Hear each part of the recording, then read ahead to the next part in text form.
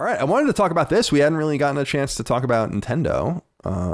Although Rob Kavazna writes in with a little bit of a PlayStation twist to it. He says, "Dear Captain Colin and Commander Chris and Skipper Dustin, Nintendo had a direct on Wednesday and it left me longing for a good old state of play." I don't know, have we ever had a good old state of play? No. Surely PlayStation had enough going on to provide fans with a nice little info dump, right? MLB The Show and Returnal are right around the corner, and some more info would be great. Also, want to stay hyped for some smaller games supposedly coming out this year. I want to see more of Kenna, Stray, and Little Devil Inside. Hell, I'd even be excited to get more information about Chris's most anticipated game of the year, Goodbye Volcano High.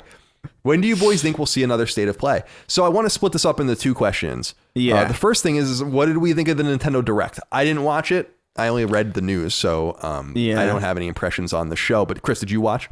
Yeah, I watched it. Yeah, I didn't even anticipate. I didn't know that it was happening. Like, I woke up, I looked on Twitter, and I saw conveniently that a Nintendo Direct is happening in 3 minutes, and I was like, oh, okay, I guess I'll watch this because I have nothing else to do.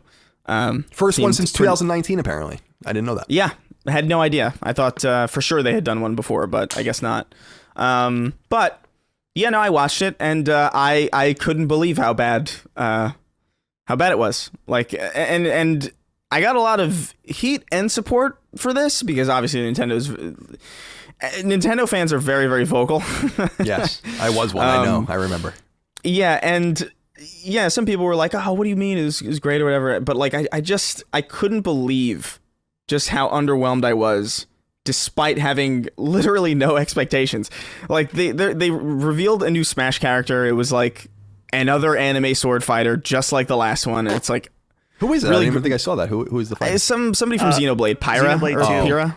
Whatever. Yeah, I don't know. Whatever. It's, by the way, yet another character from a franchise that's already in the game. So it's like, that's cool, neat. I guess I'm just never gonna get my Crash Bandicoot, God forbid. But so that was bothersome, like right off the bat, and they started the show off with that, and then like it was just anime, Fall Guys, anime, and they did the Super Mario Golf thing, which was cool or whatever. Yeah. Like the Mario sports games are fun. Definitely, I love Mario Golf. But this is where we found out about like Stubbs the Zombie, which was obviously the showstopper. And and the Square Enix games too were announced there. Yeah. Like Project, whatever the. Yeah, we'll talk about that next. Don't jump ahead. Project Triangle Strategy. No, we won't. But no, I didn't like it at all. They ended it. This was the most egregious thing. I know this is a PlayStation show, but like I cannot not talk about this. This is the first Nintendo Direct in like 2 years, basically. They last talked about Breath of the Wild 2 years ago. It is currently Zelda's 35th anniversary. People are starving for information on this new Zelda game. The guy who was in the initial like reveal trailer for Breath of the Wild, how they have the Japanese guy, he introduces the show and he shows you the trailer. He shows up again and he says, "Hey, bet you wanted to hear about Breath of the Wild 2. Sorry. Nothing. We got nothing. Here's Skyward Sword." which is a pretty contentious game. It's like widely considered to be like the least good 3D Zelda game. Like, I think, from what I've seen online. No, I think that's I think that's definitely true. I mean, Twilight Princess is up there, but yeah, definitely. Yeah, and I'm sure. By the way, I'm sure people love that game. By the way, we gave it a 10 at IGN. I remember, which was absurd. But yeah, wild. But like, yeah, it's Zelda, so you're always operating from a scale of like pretty good to great, and like I would argue that like I haven't played Skyward Sword, but my guess is that like, yeah, it's probably pretty good. But my God, like imagine Cory Barlog after like 3 years of silence on God of War comes out and says, "Bet you guys are expecting God of War because I'm the God of War guy. Here's God of War Ascension remastered." You'd be like, "What?"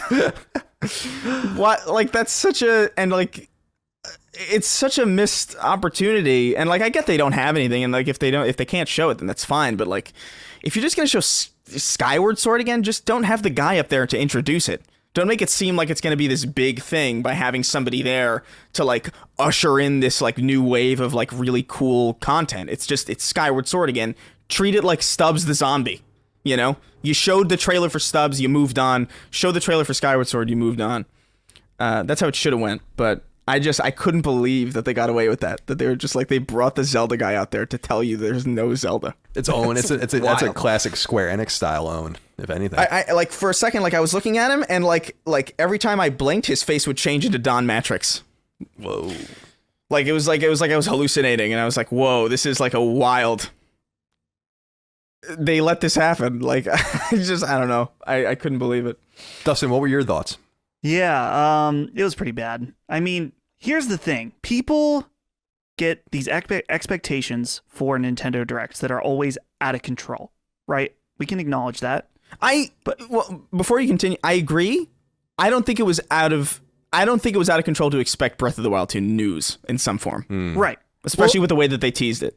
And that's the thing, is it's like, if you don't have a Direct since, I think, what was it? Was it E3 2019 was the last main Direct? There may have been one after that, but probably something like that, yeah. Anyway, you go silent for so long, and then you come out and you're like, we have 50 minutes. You at least got to bring a little heat. You know what I mean? A little something, right? And the highlight of the event was, okay, so there was Splatoon 3, which they arguably didn't really show anything that sets it apart from any other Splatoon game. Mm-hmm. Mario Golf, which I'm very excited for, but again, it is a Mario sports game. First Mario Golf game on a console since 2003. Unbelievable. Dude, I'm so excited for that. But anyway, you think they would have just brought like one thing. So it's one of those things where I think expectations were high, and they also just did not really deliver after having people wait so long.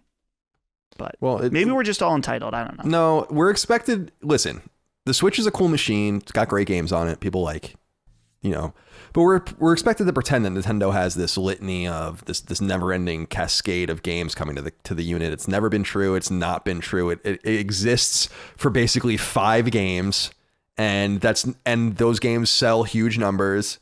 And if people are happy with that, that's fine. Plus a pretty robust indie selection and some poor ports of last gen games. I mean, that's what the Switch is, and that's fine because they live and die by their 1 or 2 first party games a year. But it just, as a games consumer, that's just not appetizing to me. And I was surprised just by Nintendo obviously gets a pass on almost everything. So I was actually surprised by how negative the reaction to it was. But to the question Rob asked too, Chris, I'll go to you. Are you hankering for a state of play?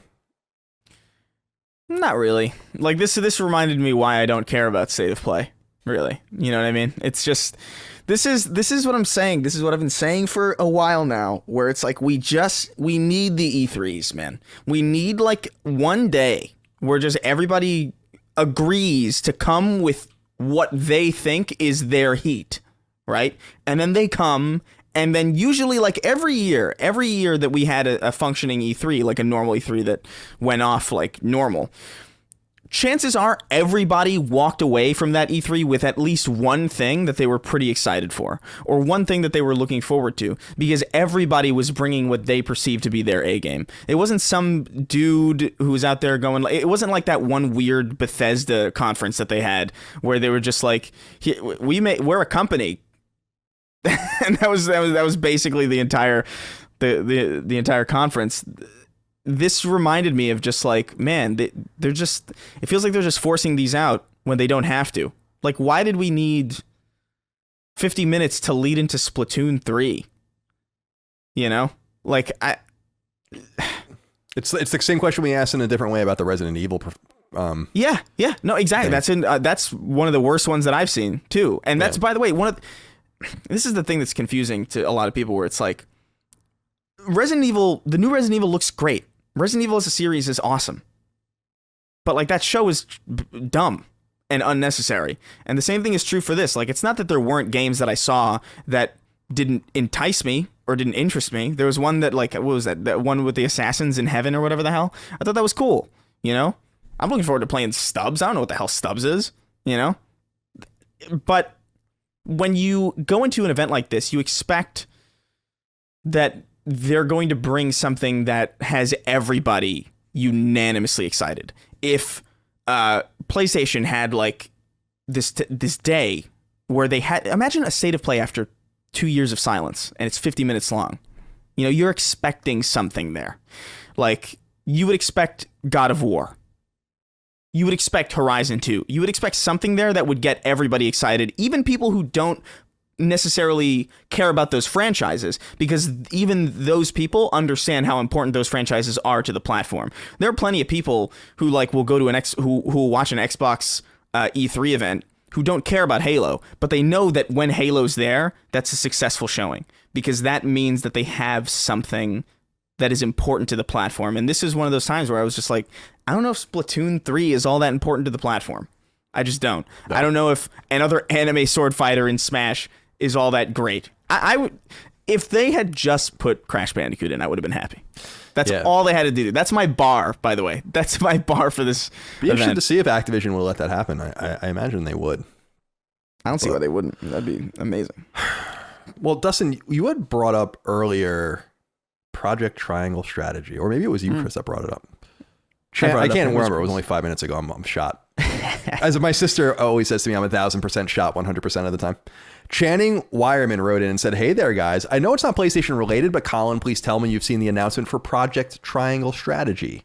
Despite the god-awful name, it looks fantastic. I really dig the Octopath-looking visuals, and I'm always looking for something to the Final Fantasy to fill the Final Fantasy Tactics void in my soul. Do either of you have any thoughts on the game? I've dusted off my Switch to try the demo, and I'm quite pleased with what I've played so far." So a lot of people tweeted at me about this. I think our understanding of Final Fantasy Tactics, like, not everything is Final Fantasy Tactics. I don't really see this as a Final Fantasy Tactics style game. It feels much more Octopath-like. Certainly the gameplay is similar. It looks really cool. I don't know that Octopath Traveler was as good as a lot of people hoped it would be, and so I'm not really... In fact, I was reading a little bit about the game, and it's actually worse received than I thought it was. Which was surprising, because I thought people really liked it, but I think people soured on it after a while. Of course, its name is completely absurd. But it looks great. I'm excited that these games are coming out. Dustin, talk Weeby to me. Yeah, I think this game looks interesting. I think the big thing about it that I did like is that they were really kind of emphasizing it during the direct how there are consequences, like different decisions, story related decisions. Like there's a lot of branching narrative stuff that go well beyond just the whole tactics gameplay. But I don't know. I don't really want to play this game on my Switch, if I'm being honest. That's and how they I feel eventually released Octopath on PC. So yeah, still not a PS4 and Xbox. I'm kind of surprised by that. Nintendo published it, I think, or might have helped fund it, but that hasn't stopped tons of games from migrating at some point. So sure, yeah. We'll so see. I don't know. I have the demo downloaded. I'm hoping to check that out in the next day or two. So we'll see. Yeah, I do like how they came out with a demo right away. Yeah, that is nice, especially because the game's not coming out for 2 years, so it's essentially a beta, or not 1 year. I forget we're in 2021, but it's cool. I'm looking at. I like the look of it. The art style of Octopath is like really, really enticing to me. Definitely, because it's a really beautiful, pixelized.